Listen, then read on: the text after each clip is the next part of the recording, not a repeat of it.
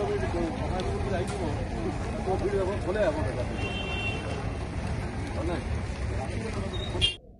घरोई bus stand एवं जेनटा प्रथम घरोई bus stand थिला दुही बसस्टाण्ड आज आम देखलु।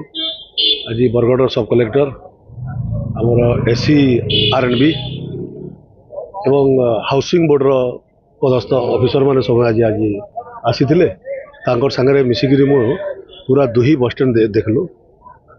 आगामी दिन रे ये दुही बसस्टाण्ड को मिसिकी गवर्नमेंट बसस्टाण्ड एवं प्राइवेट बसस्टाण्ड गोटे जगार नूतन मॉडल करमा एटा योजना है।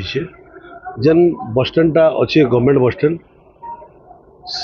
सेटा के उठे टाउन भितर से असुविधा होची टाउन बाहर के धरी आसमा आ गोटे जगार ही बसस्टाण्ड करमा एटा गोटे चिंताधारा अच्छे। से लगी आज बुलाबुली करूँ सरकार पाखे यार दाबी भी किसी दिन आगु आम रखीलु पुणी मु विधानसभा भी कथा उठेबी एवं केमती गोटे भल बसस्टाण्ड हेबो मॉडल बसस्टाण्ड हेबो प्राइवेट बसस्टाण्ड भी मॉडल हेबो एवं गवर्नमेंट बसस्टाण्ड भी मॉडल हेबो या पई आमे चिंता करूँ।